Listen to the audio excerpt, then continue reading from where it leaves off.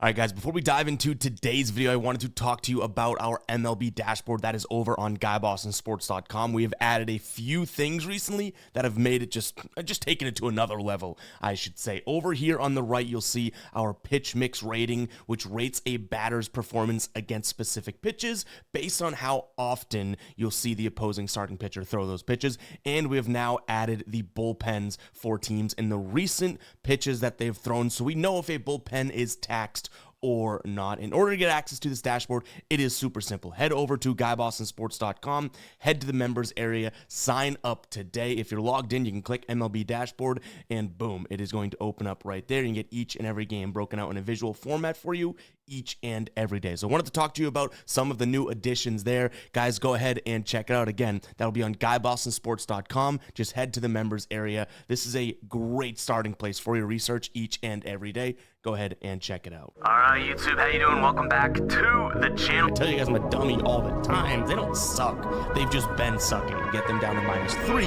4 more juice than Jose Canseco in his prime. Tell me you're new without telling me you're new. So don't go jumping down my throat in the comments, right? If you want to fade me, or if you do want to ride me, this still leaves a bad taste in my mouth, right? And remember, more chins, more wins. All right, YouTube, how you doing? Welcome back to the channel. It is Saturday, July 12th. We got a jam-packed MLB slate to dive into in today's video like we always do. I'm going to dive into each and every one of these games. I'll give you my prediction on the side. I'll give you my prediction on the total. We'll talk about any other plays like player props that we like within the game as well. But as always, guys, keep an eye down on the pinned comment of this video. That'll take you to all of my final plays so that I'm actually rolling with myself. If that does interest you, if you do want to fade me, all of that will be free down in the pinned comment. In terms of how we did yesterday, let's pump in some crowd noise. Let's drop the cha-ching. We go 9-3. Kind of highlighted by a couple ones I want to talk about here. First and foremost, Red Sox money line. They come through for the plus money. Cedar Rafaela, walk-off home run. Myself, Logan, and Austin from Calling Our Shot were in attendance. Absolutely electric. We had a really fun night with those guys. Also, that Mariners and Tigers over that people called me crazy for because Tarek Skubal was on the mound. I get it. I even talked about it in the video. That comes through. A couple of those player props in the Pirates and Twins games, but those are lower unit plays. We had the Mets come from behind, the Blue Jays in the first. We had a lot that looked good yesterday, all right? The loss, Reds team total over, parlayed with the Brewers. Brewers got it done, but the Reds did not. I would say that Braves and Cardinals probably our worst look of the night. That was the first 5 under, and they scored 1 million runs in the first 5. And then we also had the Diamondbacks money line. They took the lead, lost the lead, got the lead, lost the league. It was a tough fought game. So not the worst night there at 9-3. You know what? One more cha-ching for the vibes. And honestly, the vibes keep on staying right up here. Because DeJuan franchise, an OG here on the channel. Screw it, the soundboard's getting an abusing today. Here we go, pumping some crowd noise. Ranger Suarez with the ride of the day cashing here. Over 4.5 strikeouts. You guys are throwing out these plus money bangers for the ride of the days, and they're coming through. The tracker is now up to date with DeJuan franchise's play there. Ranger Suarez over 4.5 Ks. He finished with 5 strikeouts, I believe. Let me fact check that. Yes, 5 Ks. It was 5 strikeouts, 6 innings, or 5 innings, 6 strikeouts. But either way, cash is that. If you guys don't know what the ride of the day is, it's simple. Use that hashtag ride of the day. I jump on board with one person's play each and every day and give you a shout out in the next video, win or loss. If you do win, we continue to roll and ride with your plays until you ultimately lose. But you're getting a shout out every day that you're winning, right? If you do lose, yeah, you'll get that shout out, but you got to face the womp womp on the soundboard. But didn't have to do that today. Franchise came through, absolute banger of a plus money play there. But all right, guys, what do you say we go ahead and dive into today's slate? Make sure to hit that like button, hit that subscribe button. Absolutely loved what we tossed out last night. Saw the board clearly. Let's hope we can do it again. Let's dive into game number 1 here. We got the Yanks taking on the Cubs. One of our good calls yesterday, right? We didn't even talk about this one. Yankees' first 5 run line. They crushed. Today we have Max Fried on the mound going up against Matthew Boyd. Now, Boyd has been very good this season, but I don't know if I'd put him on the Max Fried level, right? Though you could argue his last few starts, maybe even the last couple weeks of starts, have been better on his side. The Cubs still don't hit lefties. That's why we like the Yankees yesterday, and honestly, that's probably why I ultimately like the Yankees again today. You have Fried at home. This offense is starting to heat up. Last 5 games here, 11, 6, 9, 10, 8 runs scored. I don't see the Cubs doing that, right? They've been very inconsistent against lefties. Max Fried is an absolute dynamite lefty, so it's probably going to be Yankees first 5 for me. Or Yankees first 5 run line, depending on the odds we can get. And I also don't mind their team total over. I don't want to sit here and say that Boyd's going to, stink out loud, but he has had his struggles on the road this year. And the one thing is he's going to throw a bunch of fastballs. If this Yankees offense is heating up and they're at home here, I do think that some runs could come. But I would prefer probably playing the Yankees first 5 or Yankees money line prior to getting that team total, but that's where I'm at as of right now. I just can't look past the Cubs against the lefty. They are struggling to all degree right now, and we saw it yesterday, right? Next up, Detroit taking on Seattle. Casey Mize pitching for Detroit. George Kirby on the mound for Seattle. Kirby's been a lot better than when he first came back, right? Casey Mize has also been pretty damn good. He already has a really good start back in April against the Seattle team. He went 5 2/3, just 1 hit, 6 Ks, 0 earned. He did walk 3 guys, but ultimately, again, that was a win in which they won 4-1, so it didn't really hurt him. I like the idea of a first 3 under. That's probably going to be the first thing that I look at. I think both these pitchers can get through the order at least once. Now, it's kind of crazy because we had arguably 2 better pitchers on the mound yesterday. At least Skubal was on the mound, so he weighs things, right? And we liked the over. But again, I do think the first 3 is important here, getting through the order just once. We're going to see the splitter, the fastball, and I guess the curveball, right, from Casey Mize. The fastball and curve are 2 pitches that he could locate fairly well. That splitter I worry about. Seattle's been hitting that fairly well. George Kirby's going to go fastball, slider, sinker. The slider and the sinker could be really good, 2 good pitches. That fastball I worry about. So at least 2 of the top 3 pitches from both these pitchers should be okay. But again, these are leans. I don't know if I'm in love with that first 3 under. I lean towards the Tigers because, they are at home here in, I guess you could say, a bounce back spot, right? Them getting a loss with Skubal on the mound yesterday probably stings. And the fact that we're seeing Kirby on the mound at plus money almost tells me there's a chance Detroit does ultimately end up getting to him to some degree. Neither one of these squads have had trouble in the past hitting, and when I say squads, I mean the actual players have had trouble getting to either one of these pitchers. So if it's a shootout, I guess I'll take that home team and the Tigers, who, were having a decent offensive little stretch prior to, yesterday's when they only dropped 3 runs. So this is a tough one. That first 3 under in the Tigers is where I'd lean. I don't think I'm in love with it, though, so I don't want to confuse anyone and act like it's, something that I'm cementing in and even looking for as a strong final play. Kind of on the fence as of right now, just being transparent. All right, Twins, Pittsburgh. We can kind of blow through this one, I guess, because we don't know exactly who's pitching. I think Travis Adams for the Twins going up against Mike Burrows. So I guess the pitching situation wouldn't be great on either side here. But what I will say, don't love either of the offenses, right? So it kind of puts us in a conundrum here. I'm going to lean towards the under as well as the Twins. I like the Twins at home. I do believe that they are the better offense, and we can't even judge it off of how this first game of the series went. That was Joe Ryan versus Skeens. I think that's going to be a little bit different today. So sure, the under might be something that, someone's being like, well, I like the over today. Not really trying to talk anyone off of it. I do like the idea of the Twins money line, especially if they have Travis Adams pitching. You're getting a decent price for them, just given the pitcher, whereas I think he has like a 12 ERA. So yeah, but I think that they're just a better offense overall, and Buxton should be in the lineup, right? That's been something that we've been kind of monitoring. So yeah, it's not Paul Skeens here. I don't think that either one of these offenses is all that great, but I would say that there's a chance this Twins offense is just a little bit better. You know what I mean? So light leans there with the Twins and the under from me. All right, next up, St. Louis taking on Atlanta, and I do think Atlanta could be the side here. First and foremost, this Atlanta lineup, so the guys that make up the team. 111 plate appearance against Eric Fetty, batting average of 371, expected batting average of 354. He's got a K rate of just 9%, a walk rate of 11.7%, a WOBA of 466, and an expected WOBA of 449. So none of those are good for Eric Fetty. They're great for this Braves lineup, right?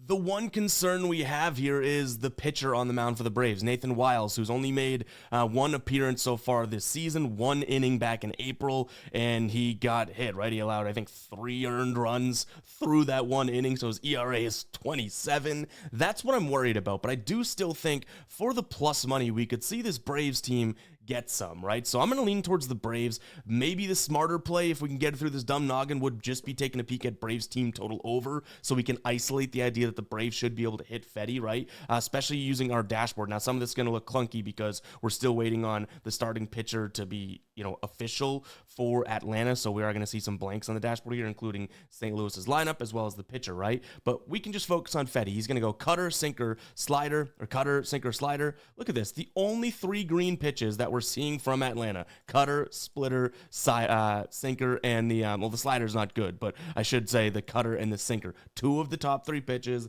they should be able to hit. So yeah, it's going to be Braves, but maybe Braves team total over. That way we don't have to worry about the idea of, Wiles being able to go out there and pitch. This Braves bullpen, again, now that we have that in the dashboard, you could see it's not like they're in the worst of situations, but Iglesias went 2 of 3, so even if this game's close, they may not pitch him to close. 2 of the last 3 for Hernandez, Lee. So yes, there are some guys that may be available based on pitch amount, but they've pitched pretty frequently. And you got to remember, with these bullpen arms, even if they come in and only throw 9-10 pitches, you're like, why can't they throw the next day? It's because they threw a bunch of pitches in the bullpen, got ready, went through their warm-up. It's a little bit more taxing than you think. So Atlanta and maybe the Braves team total over is what I'd look at.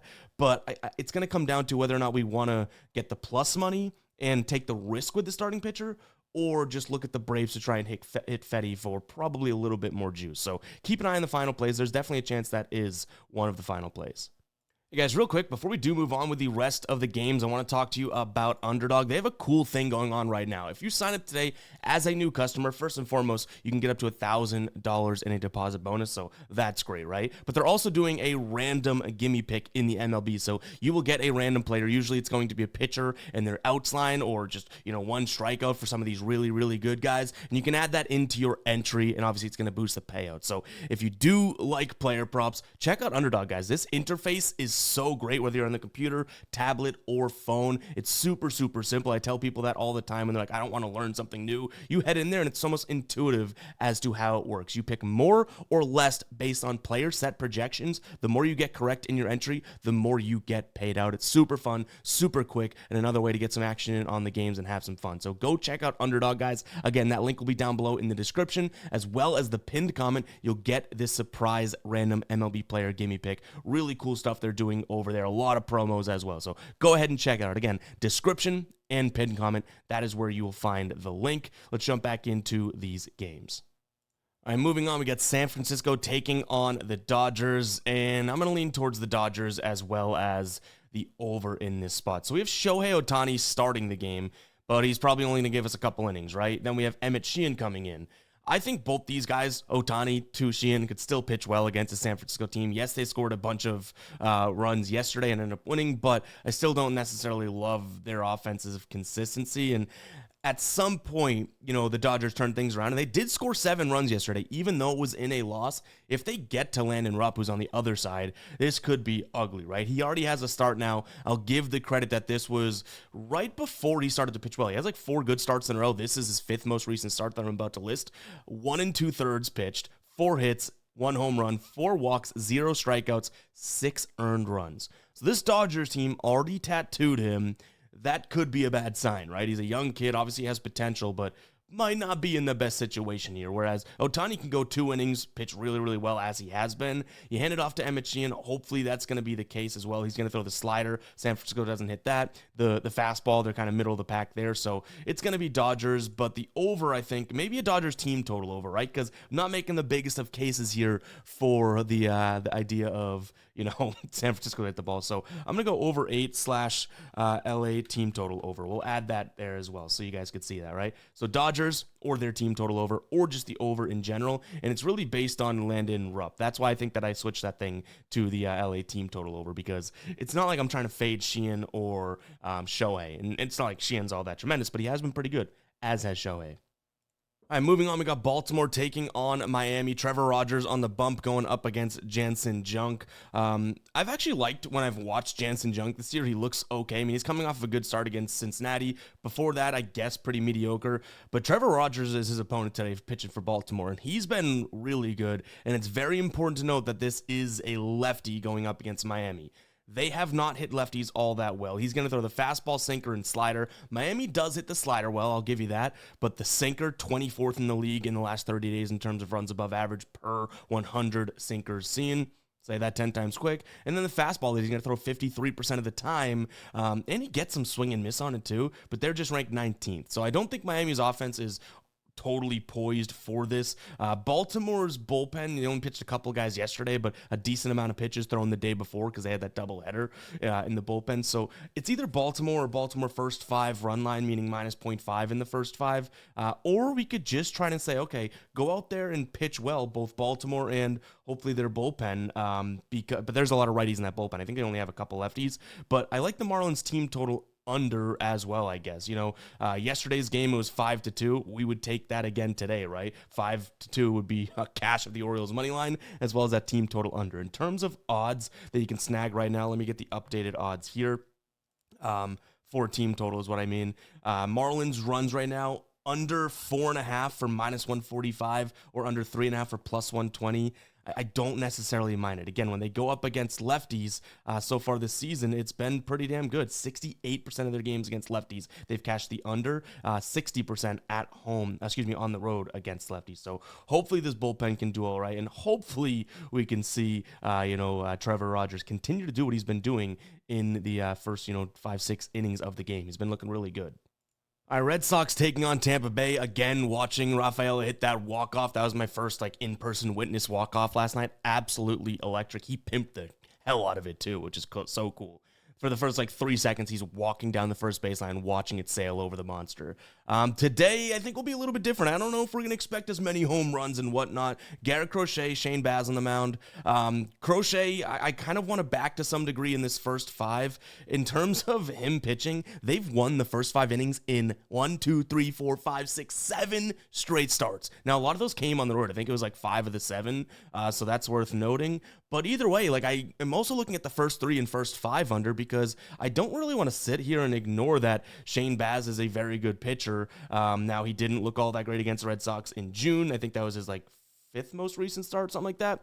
He also hasn't looked all that great recently, but he keeps the ball on the ground, and he's a righty. The Red Sox don't hit righties as well. So, yeah, I like the idea of the Red Sox winning the first 5, just kind of backing Garrett Crochet.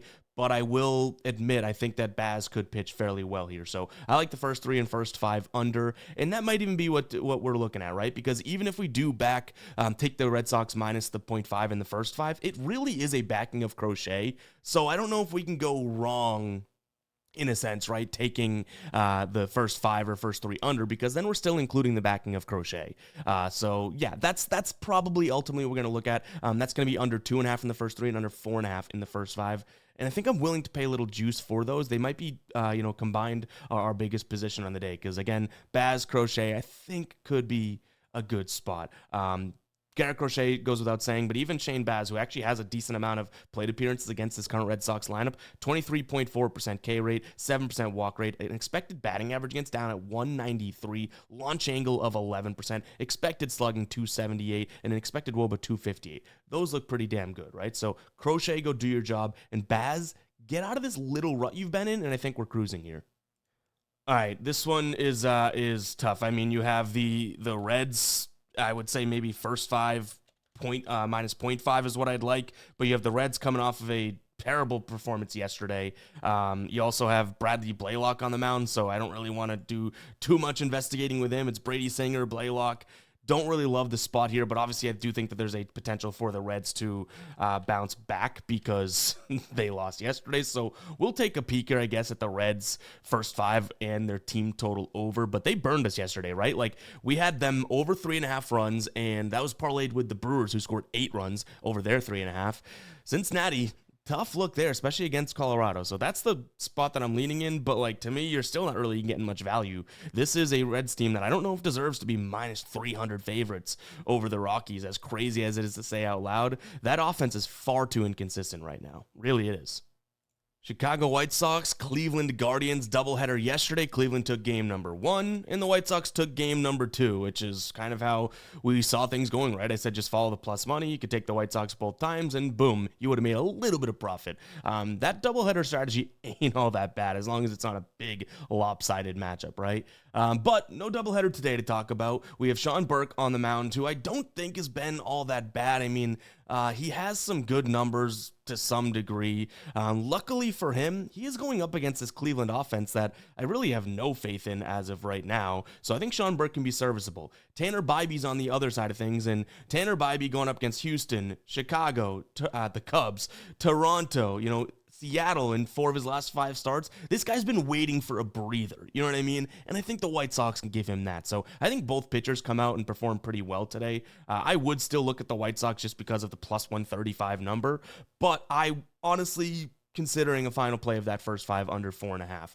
I think the pitchers can be serviceable, and based on how these offenses are right now, I honestly do think serviceable can get the job done. You know what I mean? So this is a plus money play right now, under 4.5 at plus 102. I like it there. If you want to pay the minus 140 for the under 5 with push potential, I don't mind that either. But yeah, the plus money kind of looks good to me right now. So first 5 under in this one, as well as taking a peek at the White Sox. And I will say there may be some player props that we add in this one, some unders. Because again, I think both pitchers could pitch fairly well. The concern I have with the player props is once we get to the bullpens, a bunch of guys went yesterday and whatnot, we could see some runs late, and that it would stink to have under 1.5 hits, runs, and RBIs for some players, and then the bullpen just says, hey, I'm a pitching machine, or soft toss, here we go. You know what I mean? That would absolutely blow. So probably keeping that one to the first 5 under as our main play, but just giving you a warning, there could be some added player props in this one. I really wish, and I've been thinking this all year, because obviously we've been a really heavy first 5 under player. It's like been our biggest volume play, but also our best one in terms of percentage. I really wish you could do first 5 player props. First 5 hits, runs, and RBIs and stuff like that. Obviously, the odds would change and maybe the lines would change, but I think that'd be pretty cool because that'd be really great to isolate players to starting pitching without having to worry about the obviously the bullpen, because we do that a lot. We take a lot of players unders, right? And it's all based on how the starting pitcher is. But what if that starting pitcher only lasts 4 innings, 5 innings? Then you get like 2 or 3 at-bats with the bullpen. It's like, we didn't account for this. We did not account for this, man. But either way, that'd be pretty cool if some sportsbooks started adding that. All right, moving on. We got Milwaukee taking on Washington. Woodruff on the mound going up against, I know I'm going to get this name wrong again, but he has pitched once this year, but Shinosuke Ogasawara. I actually might have nailed it. Probably not. It sounded like there was an extra Arara in there. But we do have I would say a Milwaukee advantage there. Ogasawara didn't look all that great in that performance against the Red Sox, but they're giving him another start. But it is the Nationals. They kind of have the slim pickings. I would say Brewers maybe on the run line here, maybe first 5 run line if you prefer that. But honestly, their team total over. If you could throw that into a parlay, maybe knock it down 1 run and, kind of cruising. Like we saw yesterday, right?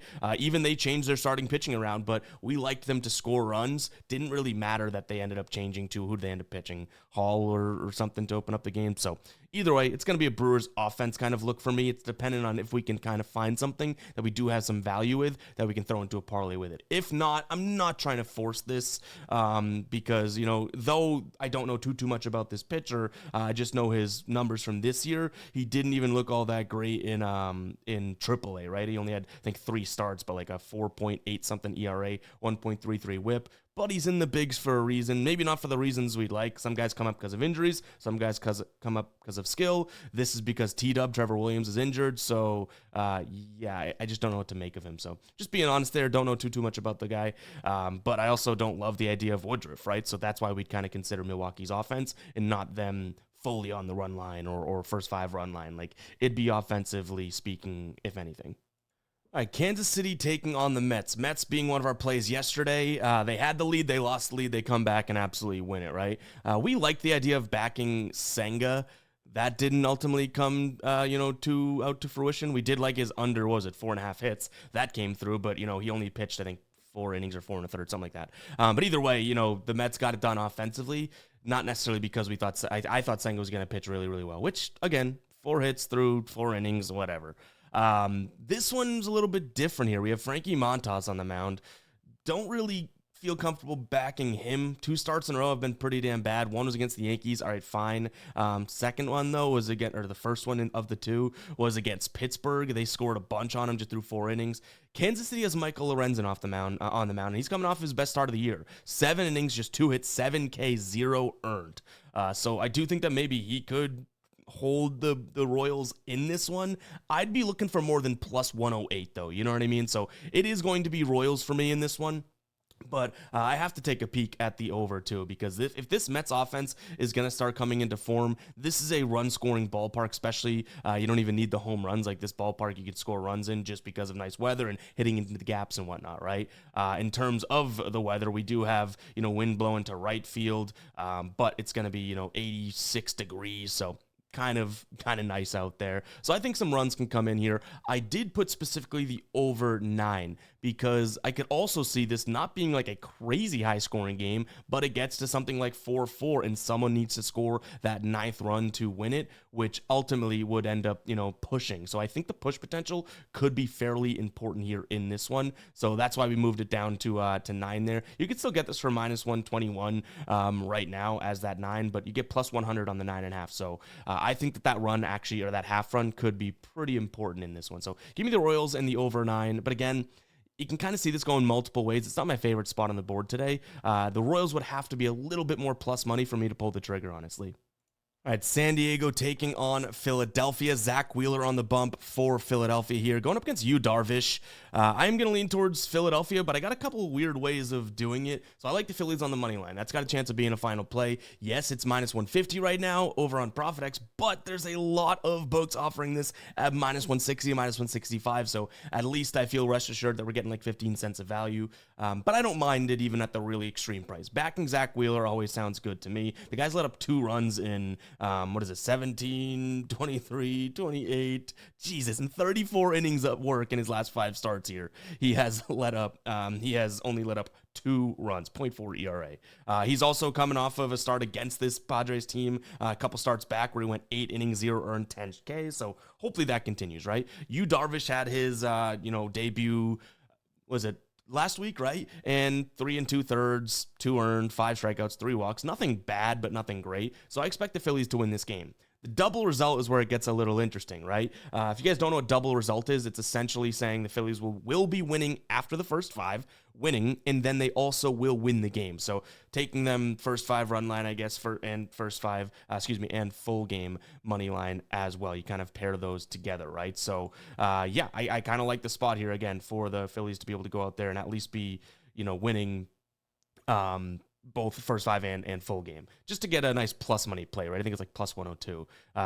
The Padres team total under comes from Zach Wheeler. It's kind of simple as that. Padres really haven't been this like crazy offense. Even yesterday in a win, they scored 4. When they beat Arizona last game before that, they scored 4. But if I rattle off their last, 9 or 10 games, 4, 4, 2, 1, 3, 4, 4, 3, 1. The last 9 games, right? So I don't think this offense is cruising whatsoever. So give me the Phillies and maybe Padres team total under, but I kind of like mixing it up with the double result there.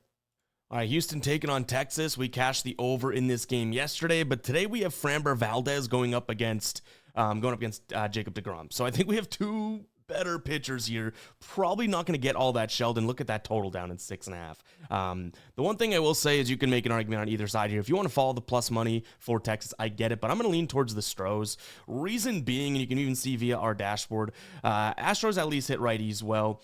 Texas, though their offense is coming around, not all that tremendous on the road against lefties. Framber Valdez being a lefty, right? So, yeah, again, you can make the argument. I just don't necessarily want to sit here and take a team that's offense has just started to get good, right? Like, this Texas offense has just started to kind of perform. Now they're going up against a weak hand of theirs. I don't like that. But again, I'm not trying to tell anyone not to back deGrom at plus money. The first 5 under is something I'm considering, but it depends on the line and the odds. This is total at 6.5. It's way down there, right? And you do have, even if we do give Texas credit for a second, 2 decent offenses in the building. So, yeah, it's going to be Astros or nothing for me, but even still, it seems like minus 126 is a lot to pay when you're going up against DeGrom. So yeah, I'd lean Strohs, but this is definitely a tough one. That's what I mean by I don't want to talk anyone off of what they're already on. I like the Astros in a low-scoring game, but I could also see someone being like, well, we're getting a really low number, like I did yesterday with that 6.5 for the Tigers and the geez, I can't even think of who they played now, right? The Tigers and the Mariners. That took us 2 seconds to think of, but I had to cut it to think about it for a second. But yeah, Tigers and the Mariners. 6.5, we took the over. I could see someone doing that again today in this game. It's just a weird one with the pitchers on the mound. All right, Angels taking on Arizona. This was one of our losses yesterday, but again, it was a decent game to follow along with. Arizona lost that one 6-5, so this one I am probably going to be backing Arizona again. Now, Zach Gallen's on the mound, and I promise you guys, this is not me loving Zach Gallen. I know I'm biased towards him, one of my favorite pitchers in the league, but he has absolutely stunk out loud this year. I'm man enough to admit that, right? Kikuchi's on the mound, and he has been really good at home, so I'll give him credit, but this is an Arizona team that hits lefties really well. They have a lot of switch hitters in their lineup, and a lot, I mean, like, 2 or 3. So those guys will be batting from the right side. Kikuchi does struggle against the right-handed bats so far this season. And you throw in the fact that at least Zach Gallen in 68 plate appearances against the current roster on this Angels team, 197 average against, a 5% walk rate, 32.4% K rate, 257 expected WOBA, an actual WOBA of 239. Things look okay. So hopefully this, and throw in the fact that he's been better on the road than at home this year, this could be a good spot for him. But you can even see on the graphic there, I like the Diamondbacks team total over as well, because I think that they actually might be able to get to Kikuchi. And say they don't even fully get to Kikuchi, well, some high leverage arms there. Jansen, Detmers, Burke, and Furman all pitched yesterday, and then they had a lot of guys pitch a few days ago. So I don't think this bullpen's in great shape for the Angels whatsoever, and it's already a really bad bullpen. So sure, Diamondbacks money line, because you're getting plus money, I like. But if you like their team total over, I can definitely get behind that as well. That way you don't have to worry about Gallen, worry about their bullpen. But for the value, I think money line might be what we're going to look at today. You can get plus 112 right now. I think that they bounced back after a loss yesterday. I think they are the better team, you know what I mean?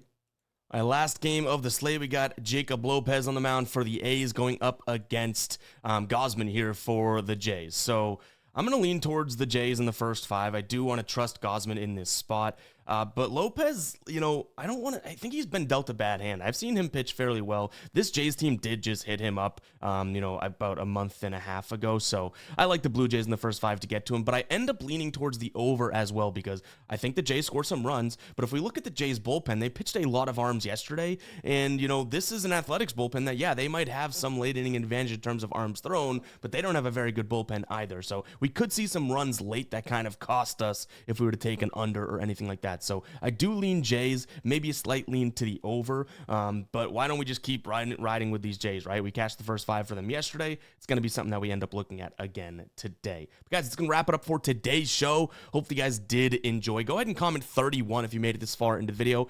Hit that like button, hit that subscribe button as well. Much appreciated. We'll catch you guys in the next one, all right? Peace out.